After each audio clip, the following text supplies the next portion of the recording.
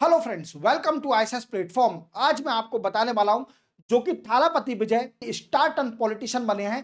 ये रैली ले रहे थे त्रिची में और वहां पर कई सारे लोगों की डेथ हो गई, इवन कई सारे इंजर्ड भी हैं ड्यू टू स्टम्प्ड हो गया। वहां पर क्या रीजन था, इवन कौन इसके लिए रिस्पॉन्सिबल था, किस किस के अगेंस्ट एफआईआर हुई है, थालापति विजय का नाम ऐड है एफआईआर में कि नहीं है, ये अपन सब जानेंगे। चलते हैं।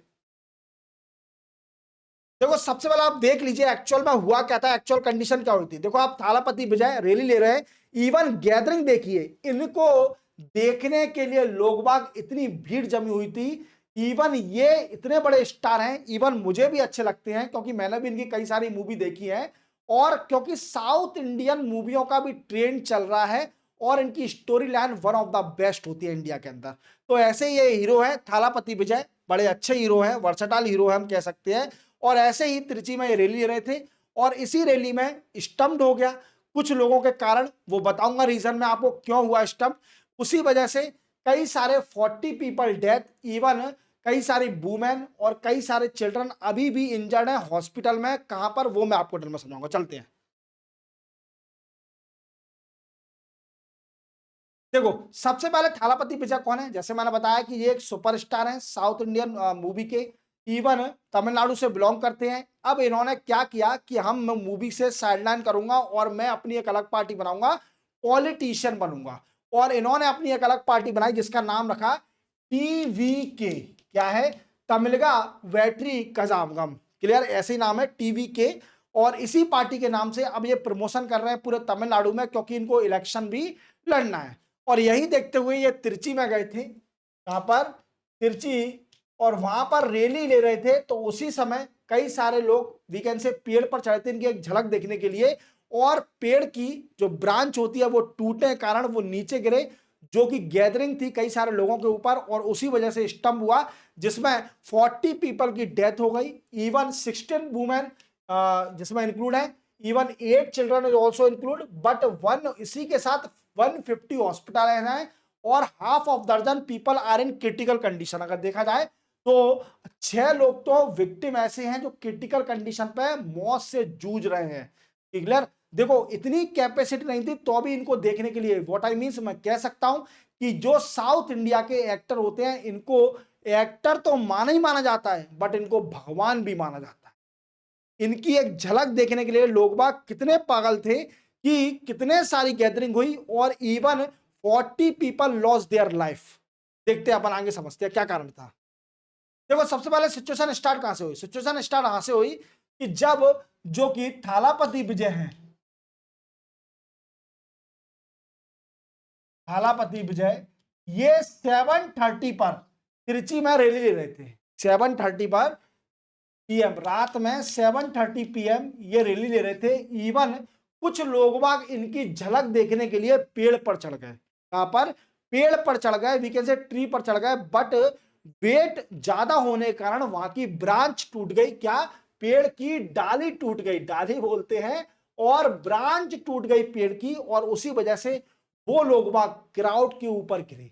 और जैसे ही गिरे तो वहां पर इस हिसाब का वीकेंड से रूमर फैल गया और इस तरह की भगदड़ मच गई कि 40 people loss their life, even including 16 women, children, as well as 150 hospitalise और इंजर्ड। क्लियर। तो यही देखते हुए हुआ, पूरा पैनिक फैल गया था वहां पर इसी वजह से। और फिर इसके बाद उन्होंने वो चले गए। पहले तो उन्हें पता ही नहीं चला जब ये हुआ इंसिडेंट, तो उनको पता ही नहीं चला कि हुआ क्या है। वो अपनी स्पीच कंटिन्यू रखे थे बट कुछ देर बाद उनको पता चला कि हाँ कुछ हुआ है यहाँ पर। तब वो वहां से गए और इवन 11 पीएम पर वो चेन्नई पहुंच गए फ्लाइट पकड़ के त्रिची में।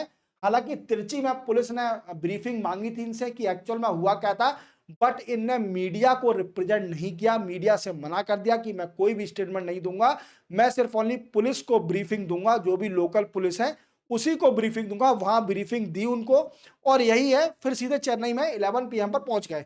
इसी बात को देखते हुए सीएम जो कि एम के स्टैलिन तमिलनाडु के, उनको पता चला। इवन इमीडिएटली नाइट में 1 AM वो वहां पर पहुंचे और वहां की सिचुएशन को देखा कि एक्चुअल में सिचुएशन क्या है।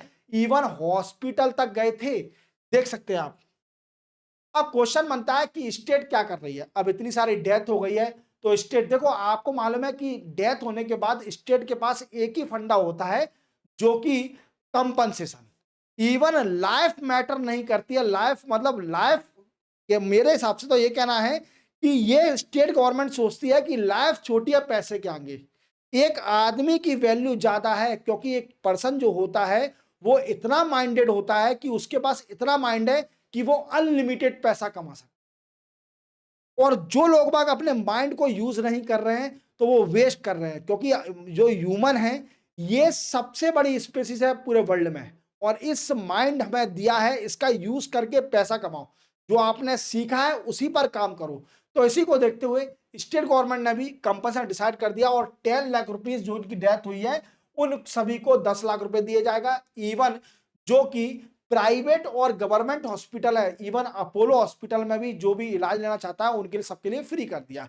और थालापति विजय ने भी इसी बात को देखते हुए उन्होंने भी अनाउंसमेंट कर दिया कि जिनकी डेथ हुई है उनको 20 लाख रुपीज कंपनसेशन दिया जाएगा, और 2 लाख उनको जो इंजर्ड हुए हैं। इसी को देखते हुए इसकी इन्वेस्टिगेशन करने के लिए स्टेट गवर्नमेंट ने एक कमेटी सेटअप करी, one women member committee setup करी, जो कि हेड कर रहे हैं रिटायर्ड हाई कोर्ट जज अरुणा जगदीशन इसकी इंक्वायरी करेंगी, इवन फाइंड आउट करेंगी who is responsible for this particular incident. Clear, जो भी स्टम्प्ड हुआ है। और इसी के साथ जो इनकी पार्टी है थालापति विजय की, वो डिमांड करी है उन्होंने मद्रास हाई कोर्ट से कि इसके लिए सीबीआई और एसआईटी भी सेटअप होना चाहिए, इंक्वायरी होना चाहिए, क्योंकि इनका कहना है कि जो अदर पार्टी हैं उनका इन्वॉल्वमेंट हो सकता है मेरे जो रैली में कुछ भी रूमर फैलाने में या फिर भगदड़ स्टम्प करने में। इनका कहना है, ये एक्चुअल कंडीशन किसी को नहीं पता।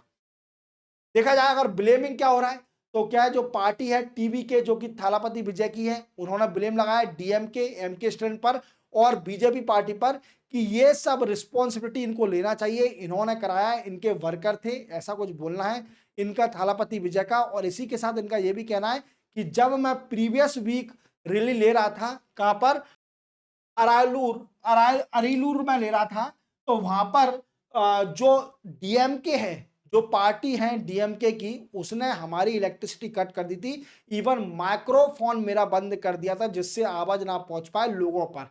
ये ब्लेम और अनब्लेम तो चलते रहते हैं। देखो जो डेथ हो गई है उन लोगों के बारे में सोचना चाहिए कि कैसा क्यों हुआ, इवन पुलिस भी इसके लिए रिस्पॉन्सिबल है कि इतनी सारी गैदरिंग को अलाउ क्यों किया इस रैली में। तो देखते हैं और आगे। देन आफ्टर पुलिस का कहना है कि हमने 3 बजे, दिन में 3 बजे परमिशन दी थी इस रैली के लिए, बट जो टीवी के जो पार्टी, नई पार्टी थालापति विजय की है, इनके सोशल मीडिया से एडवर्टाइज कर दिया कि 12:45 पर वीकेंड से आने वाले हैं कौन, थालापति विजय, और वही रिप्रेजेंट करेंगे इस रैली को। और यही देखते हुए तमिलनाडु के लोगों को पता चलते हुए वहां पर इतनी गैदरिंग होने लगी, इवन पुलिस भी कंट्रोल नहीं कर पा रही थी उनकी एक झलक देखने के लिए। और ये मामला कहां से स्टार्ट हुआ, मामला स्टार्ट हुआ जब कुछ लोग बाग उनको देखने के लिए, उनकी फोटो सेल्फी लेने के लिए जब पेड़ पर चढ़ गए, और पेड़ पर चढ़ते ही ब्रांच टूटी तो वो क्राउड के ऊपर गिरे और रूमर फैल गया कि कुछ ना कुछ हो रहा है, तो भगदड़ मची और 40 पीपल की डेथ गई। ये इनका कहना है, ये कहानी है पूरी। और इवन थालापति विजय तो लेट आए थे, अनाउंसमेंट तो इन्होंने 12:45 की करी थी, बट गैदरिंग कब से स्टार्ट हो गई, 10 बजे से स्टार्ट हो गई और रात तक वेट किया, और 7:30 पर तो इन्होंने गैदरिंग करी थी। 7:30 पर ये पूरा केस हुआ था।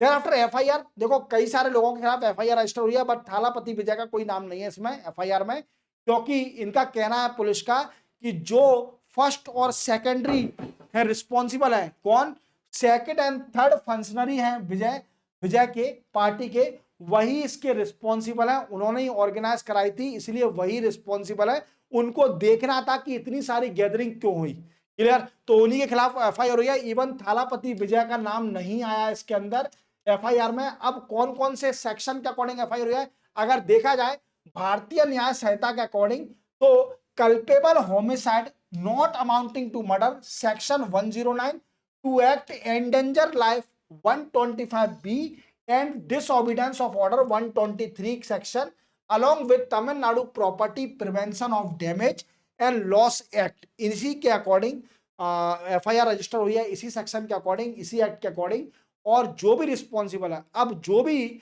जो कमेटी बनी है, वन वुमेन मेंबर कमेटी, जो कि अरुणा मैम हेड करी हैं, अब ये इन्वेस्टिगेशन करेंगी कि हु इज रिस्पॉन्सिबल। बट मैंने आपको एक्चुअल कंडीशन बताया कि हुआ क्या था वहां पर, आपको पूरी तरह समझ में आ गया होगा। देन आफ्टर यही कहानी थी, छोटा सा वीडियो था, इवन आपको हर चीज में मैंने कंसल्ट करके आपको छोटा सा वीडियो में बता दिया है कि एक्चुअल कंडीशन हुई क्या थी। क्लियर, मिलते हैं हम नेक्स्ट ट्यूटोरियल में, तब तक के लिए जय हिंद।